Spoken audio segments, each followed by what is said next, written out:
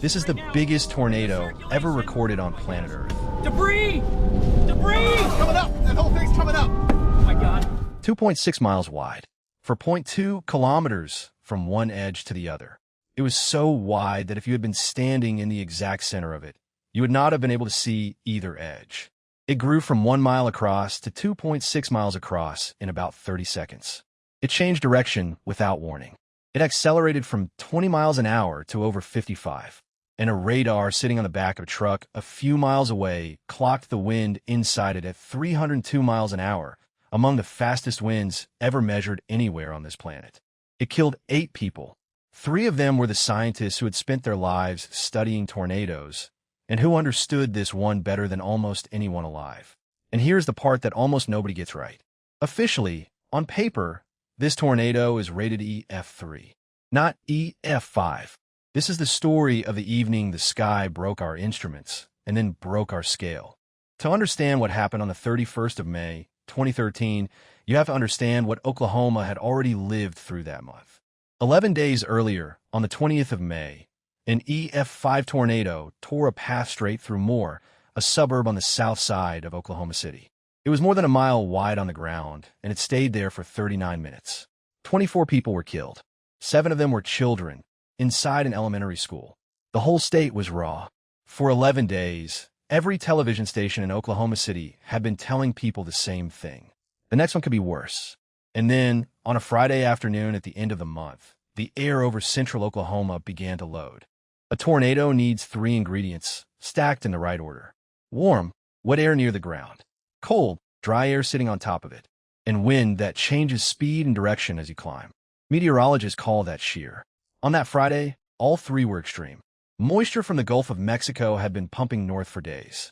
A dry line, the boundary where humid Gulf air runs into desert air from the southwest, was parked right across central Oklahoma.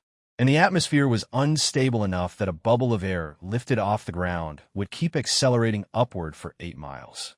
The Storm Prediction Center, whose offices are in Norman, about 30 miles from where this would happen, had the region under a moderate risk. Storms began firing along that dry line in the middle of the afternoon. One of them, southwest of a town called Reno, started to rotate. At 3 minutes past 6 in the evening, about 8 miles west-southwest of the town of Reno, a funnel reached the ground. And almost immediately, it did something that surprised the people watching it. For decades, the textbook picture of a tornado was top-down. Rotation forms high up inside the cloud, tightens, and lowers to the surface like a finger. But this storm was surrounded by mobile radar, and it was filmed by dozens of storm chasers from almost every angle at once. When researchers later lined the radar scans up against the videos, frame by frame, they found the opposite. The rotation tightened at the ground first, and then built upward. It was born from the bottom up. That single observation is one of the reasons scientists are still studying this storm today. For its first 20 minutes, it looked almost ordinary. A cone, then a thick column, moving east across open farmland at about 20 miles an hour.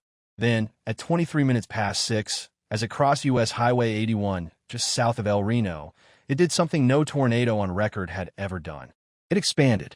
In roughly 30 seconds, the circulation went from about a mile across to 2.6 miles across. 4,576 yards, edge to edge. It was now wider than it was tall. Wider than the downtown of most cities you have ever walked through. A tornado that size stops being called a funnel and starts being called a wedge because it no longer looks like a funnel at all. It looks like the sky itself has come down and touched the ground. And this one was wrapped in heavy rain, which meant that from outside, from the distance a reasonable person would have considered safe, you could not see where its edge was. The reason it got that big is also the reason it was so lethal. This was not one column of spinning air. Inside the main circulation, smaller tornadoes were orbiting the center. Meteorologists call them subvortices. At times, at least 4 were being tracked at once. Each one was a violent tornado in its own right, with winds inside it far stronger than the parent storm around it. And each one was being flung around the center at speeds of up to 175 miles an hour. So a subvortex was not only spinning, it was also traveling sideways across the ground faster than a Formula One car. Some of them carved damaged tracks that curl and loop back on themselves, like handwriting scratched into a wheat field. If one passed over you while you stood still, the wind could reverse direction completely in under 2 seconds. And then, at around 28 minutes past 6, the storm did something rare still. Southeast of the main tornado, a second tornado touched down, and it was turning the wrong way. Almost every tornado in the northern hemisphere spins counterclockwise. This one spun clockwise, anticyclonic. It stayed on the ground for about 15 minutes, orbiting the giant beside it like a moon. And it was itself a multiple vortex tornado, the first anticyclonic tornado of that kind ever documented. So for a quarter of an hour over one patch of Oklahoma farmland, there were tornadoes inside a tornado, next to a tornado that was spinning backwards. Parked on the back roads around all of this were the two best mobile radar teams on Earth. Howard Bluestein's group from the University of Oklahoma was running a machine called REX-Pol, a rapid scan radar mounted on a truck that can sweep an entire storm every 2 seconds. Joshua Werman's team was running the Doppler on wheels. What REX-Pol recorded that evening is still one of the highest wind speeds ever measured anywhere on this planet. 302 miles an hour, give or take 34. A later reanalysis put the peak higher still at around 313. Below 10 meters off the ground, it was still above 290. To put that in perspective, a Category 5 hurricane begins at 157 miles an hour. This was nearly double that inside a vortex as wide as a small city. Somewhere out on those roads that evening was a man named Tim Samaras. He was not a meteorologist by training. He was a self-taught engineer from Colorado who built his own instruments in his own workshop. His most famous invention was a squat metal cone he called a turtle probe, designed to be set down directly in the path of a tornado and to survive being run over by it. On the 24th of June, 2003, near Manchester, South Dakota, he placed one on the road 82 seconds before a violent tornado arrived. It recorded a pressure drop of 100 millibars, the largest ever measured inside a tornado, and still a world record. By every account of everyone who chased with him, he was the most careful man in the field.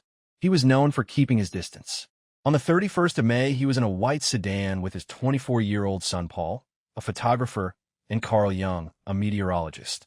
The tornado turned north, expanded, and accelerated all at once. A subvortex found their car. All three of them were killed. They were the first storm researchers in history to die inside the tornado they were measuring. A fourth man was killed a few minutes later. His name was Richard Charles Henderson. He was a local. He photographed the tornado on his phone, and he sent the picture to a friend. 8 people died that evening. Every single one of them died inside a vehicle. And it came very close to being something far worse. Because of what had happened in more 11 days earlier, and because of advice given live on air telling people they could not survive above ground, hundreds of thousands of residents of Oklahoma City got into their cars and drove. During Friday rush hour, Interstates 35, 40, 44, and 240 turned into parking lots. Stationary metal boxes, out in the open, with a tornado 2.5 miles wide, moving toward the city at 55 miles an hour. It weakened and lifted before it reached the worst of that traffic. Researchers who modeled it afterwards concluded that if it had not, the number of dead could have passed 500. Which brings us to the strangest fact about the biggest tornado ever recorded. On the 4th of June, the National Weather Service rated it EF5, the top of the scale, based on the radar winds. Then on the 30th of August, they took it back. Officially, the El Reno tornado of 2013 is an EF3. Here's why. The Enhanced Fujita scale does not measure wind. It measures damage. Surveyors walk the path, look at what was destroyed and how well it had been built, and work backwards to the wind speed it would have taken to do that. It is a clever system, and it has one enormous blind spot. It can only rate what the tornado actually hit. El Reno spent nearly its entire life over open farmland. There were no subdivisions to flatten, no anchored buildings to sweep away. The strongest winds ever recorded in that storm passed over dirt and wheat. And dirt and wheat do not fill in a damaged form. So the widest tornado in recorded history, carrying some of the fastest winds ever clocked on this planet, sits on paper as a middling EF3. Not because it was weak, because it had almost nothing worth destroying. So what do we actually learn out there? That a tornado can form from the ground up. That the single funnel we all draw as children can really be a swarm. That a tornado can more than double in width in the time it takes to read one sentence. And that the safe distance we had all quietly agreed on was, in the end, a guess. Radar scans faster now. Warnings for wide, rain-wrapped tornadoes are worded differently now. And the standard advice for almost everybody, almost always, is no longer to get in the car and drive. It is to get low, get inside, and put as many walls as you can between yourself and the sky. There is a small memorial out there now, in that field in Canadian County. 3 names on it. The men who went out to measure the biggest tornado in history. And did. There's another one waiting for you right now, if you want it. And if you like the kind of thing that should not be possible, but is subscribe. We find these every week.